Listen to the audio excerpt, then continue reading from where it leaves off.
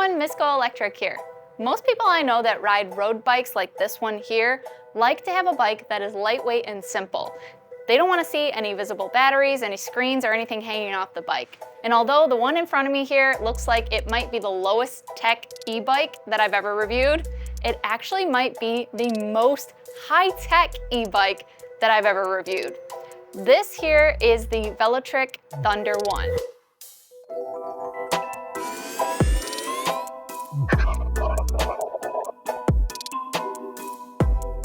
Now, I've already reviewed a couple of Velotric's bikes, and I think that they're some of the best value bikes that are of highest quality that are on the market today. And this seems to be no different, but I'm really excited to test it out and really find out. Before we take this for a ride though, let me talk about the unboxing and setup process. It was packaged really well. It included instruction manuals and the tools that you need to set up the bike, just like the other Velotrics I've reviewed. And it was a pretty quick process of only about 20 minutes. But this bike has some extra cool tech features that require a few more steps in the setup process, and that's where I ran into some problems. First, you need to put the Velotric app on your phone, and you have to set up an account with your email address.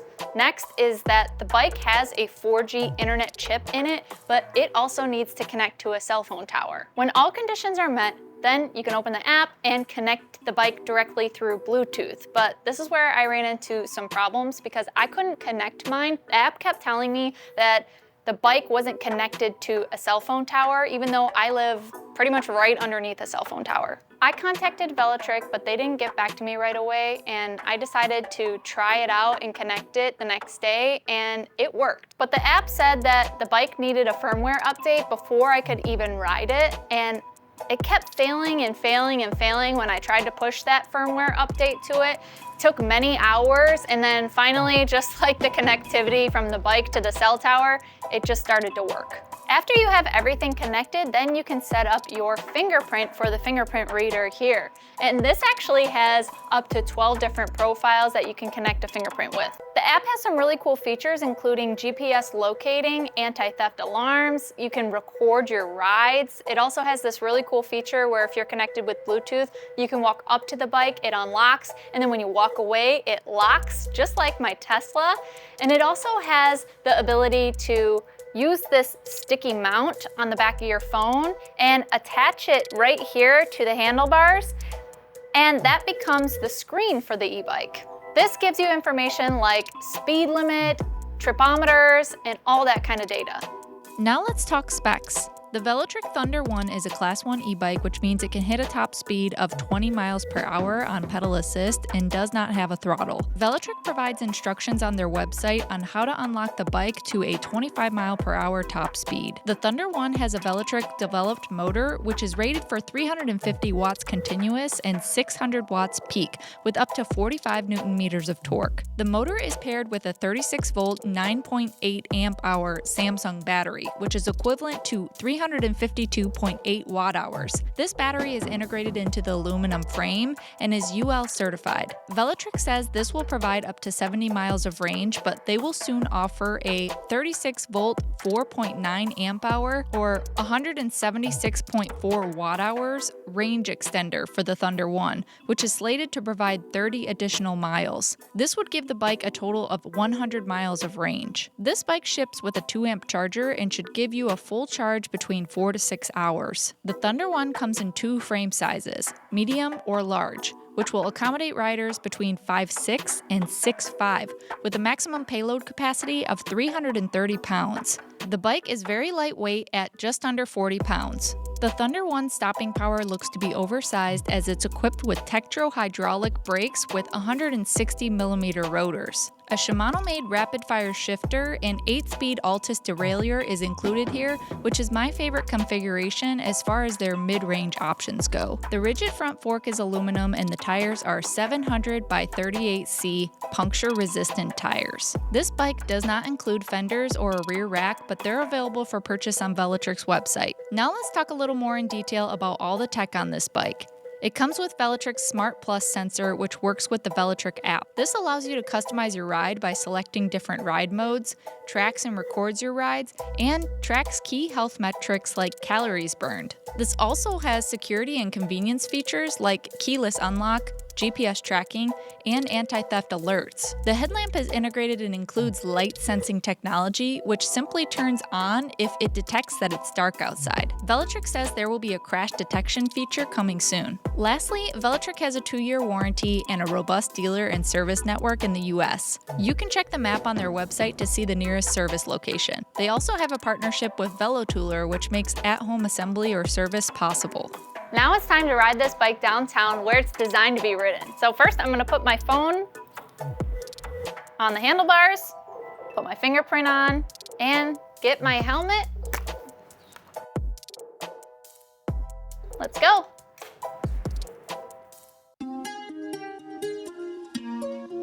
All right, I just turned the bike on and I am cruising around without any kind of assist on. Let me actually drop my shifting to accommodate. I'm gonna go up this hill here. I wanna point out real quick before I get too far is you'll probably notice that I have this little remote here. That's not part of the bike. I'm actually testing out a helmet, and the helmet, since this bike does not have directionals, this allows me to have the directionals on my helmet. So I have left and right. Up and down is actually because this is tapped into the audio as well. This gives me the ability to use Bluetooth for audio, so I can listen to music, get turn-by-turn directions from the app here, and also make phone calls and stuff like that. So I think it's kind of cool. All right, I need to get some assist going because I'm up a hill and I need a little bit shift down and I need a little bit of help. I really like that the phone mounted right on the handlebars is nice and big because my phone is nice and big, but the ability to be able to see what modes I'm in right from the screen, see how fast I'm going.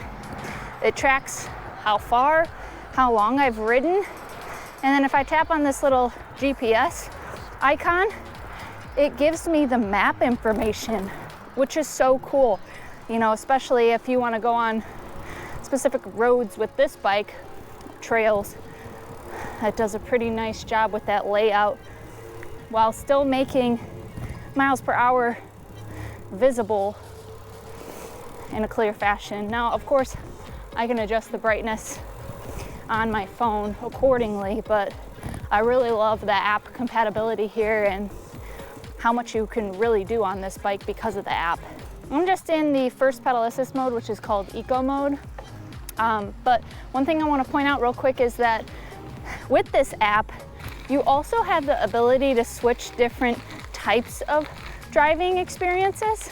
So if you really quickly just want to go to your bike settings and click on riding mode, you'll see I have 3 different choices: city mode, adventure mode, and max mode. And these are basically designed for exactly what they are titled as. City mode is a little bit more efficient, really good for paved roads.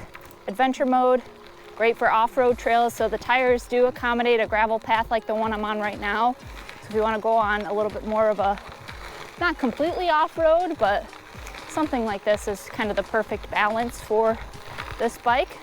Or max mode, so if you want basically the full access to all the power to go fast, say you're commuting and you are running out of time to get where you need to go, that would be the best mode for you.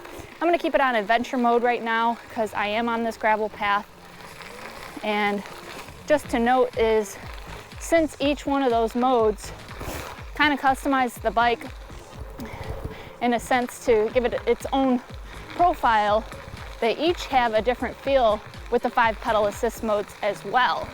So in eco mode and adventure mode feels different from the city mode with the eco mode or first pedal assist. So I like that it has a lot of flexibility and customizing that you can do as far as the modes go. This is a really high-tech bike, and I think that it only makes it better that it doesn't look like one. Now, as far as riding position goes,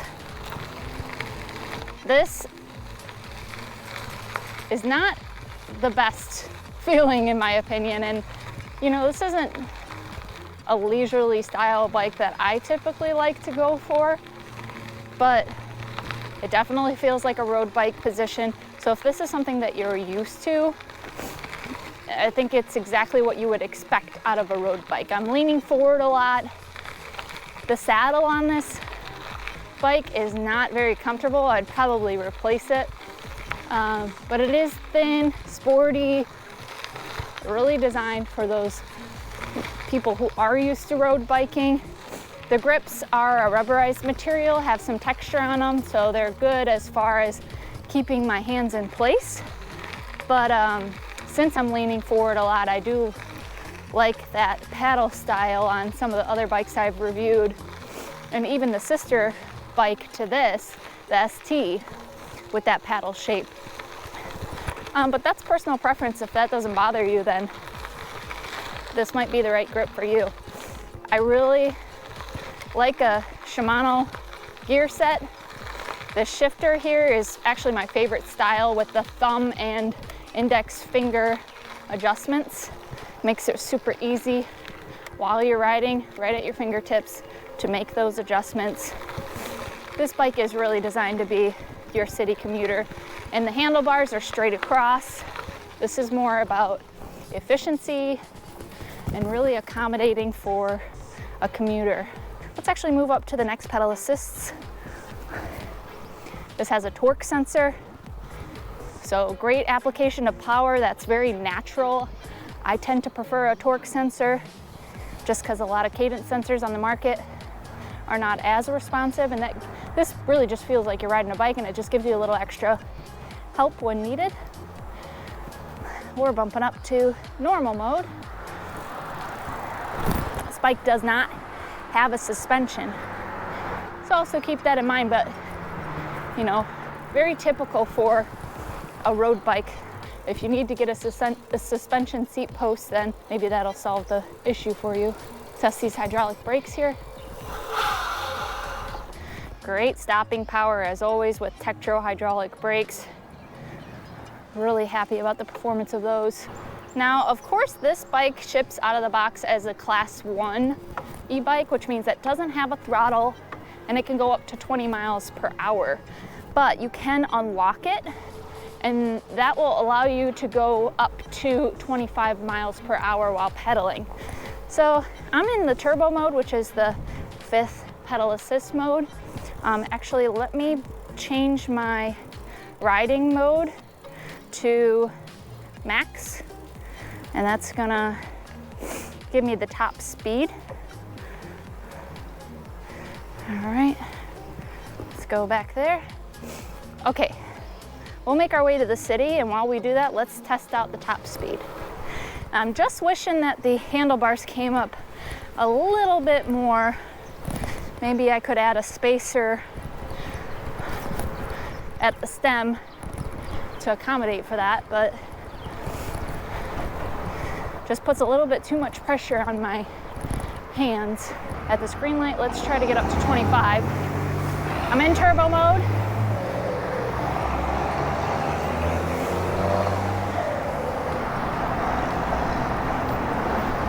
I'm in the 5th gear. Let's start to pick up the pace. 20, 23. All right, now I'm at the 8th gear. There we go, I'm at 25, 26. Feels great. I am putting in a lot of work though, but you can do it. And that's kind of the thing with torque sensors, is you still need to put in the work, but it really just makes you feel you having a little extra boost of power. Mario mode. I also like it on the app here where it's telling me what my state of charge is. 74% battery, 19 miles of remaining range. So not only is it telling me my percentage for state of charge, but it's also telling me how many miles remain, and that's because not only I'm in turbo mode, but also because I'm in the max riding mode. So I'm gonna be taking as much energy away because I'm asking for it. So keep that in mind, as this is probably gonna fluctuate with those different modes. And right here is a battery indicator as well on the bike, so if you don't have your phone on the handlebars to tell you what your state of charge is, you can still, down here, look at a glance with these lights that are on. Now this GPS locator is telling me where I am with the bike, and I can use this map as kind of a means to tell me where I'm at if I want to end up going up the road up to a certain location. But I do wish it had some kind of like point of interest tied into it. Like if this is Google as an interface, I could say look up an ice cream spot on here and just have it navigate me from there. Of course I can pull up my Google Maps app, but it would be nice if it was baked in all as one so that I don't have to switch out. It's always nice to have a bell on a bike like this, but I think that something that is this tech savvy should have an electric horn, especially if you're going to keep riding through and with traffic. An electric horn is a better option. It's louder.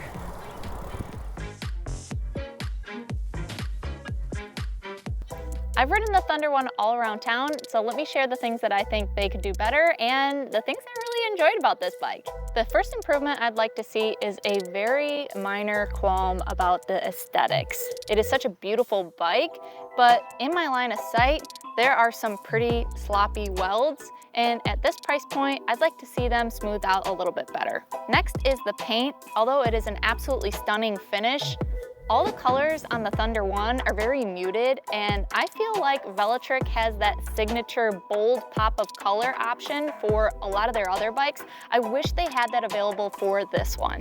Next up is comfort. Now, I understand that this bike is not designed to be a super comfortable bike, but the saddle is really hard and the riding position creates a lot of pressure on my hands and it's uncomfortable. This is a medium frame and technically I fit in that range because I'm 5'11", but I probably should have opted for the larger frame. So if I was to do it again, I would go for that because that can accommodate riders up to 6'5", and I feel like I would probably be more comfortable on that.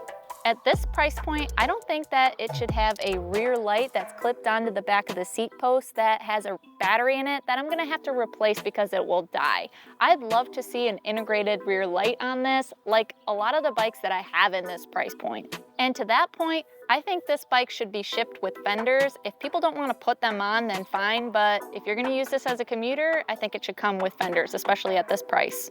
And my last point for improvement is going to do double duty. I think it is a negative, but it's also a huge positive, and that is the software and tech in this bike. When you take this bike out of the box, the bike needs to connect itself to a cell phone tower. And if there's any issue with it connecting, you can't activate the bike and you can't ride it like an e-bike. Speaking of activating it, you need to download the Velotric app and then you need to use your email address in order to activate this bike. So if anything goes wrong with any of those steps, then you cannot ride this as an e-bike. Lastly, to that point, this bike has over-the-air updates, and if there's any issue with pushing those firmware updates to this bike, then it could potentially get hacked or it could be bricked, and that would prevent you from riding it as an e-bike as well. My final opportunity for improvement is within the app. The app has a mapped visual of where your bike is, but I think it's a missed opportunity that they didn't include turn-by-turn directives or having point of interest to be searched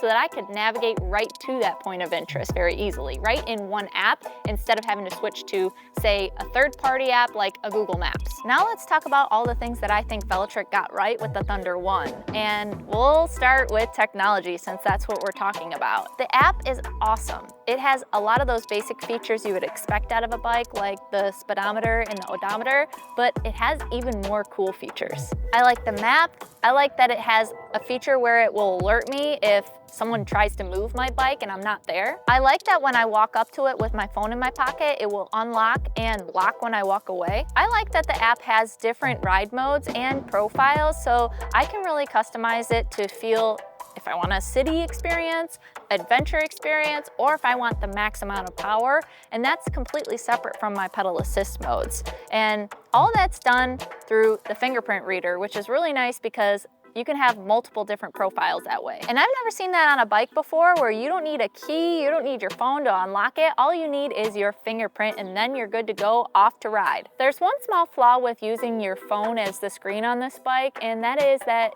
when you're riding on a really sunny day, you need to have the brightness up all the way, and that's gonna drain your battery faster. And there's no place to plug it in with a USB on here. It also might overheat because of the sun. So I think that is one missed opportunity, is that they didn't add any kind of way to charge your phone while you're riding this bike. I talked about the design and paint earlier, but this is an absolutely beautiful bike. There's a gradient style to it, and the matte finish makes it look way more premium than it is, maybe like a $4,000 bike instead of sub $2,000 bike. I also appreciate the way they've integrated all of the branding and these little touches as far as integrating the technology that's not gonna be super obvious and stick out. It blends really nicely in with the bike. The components are really high quality too. The seat, although it's uncomfortable, it is a very premium feel. The grips, the pedals, I think they even might have the ability to clip in some shoes. The kickstand is adjustable. Everything just feels top notch. These Tektro hydraulic brakes are wonderful, especially considering the weight of this bike, and the Shimano 8-speed Altus derailleur is pretty good too. In conclusion, I think that they priced this bike right because they sold out pretty immediately. It includes a ton of tech that a lot of other e-bikes do not offer yet, but if you want to be one of the first to have all this technology, then this is probably a good option for you. So see the link in the description below. And if Velotric finds that we're helping their customers find the right bike for them, they might help support the Miss GoElectric channel. And don't forget, we have a discount code. Well, thank you guys so much for watching this latest review. And until next time, drive, fly, ride. Go electric.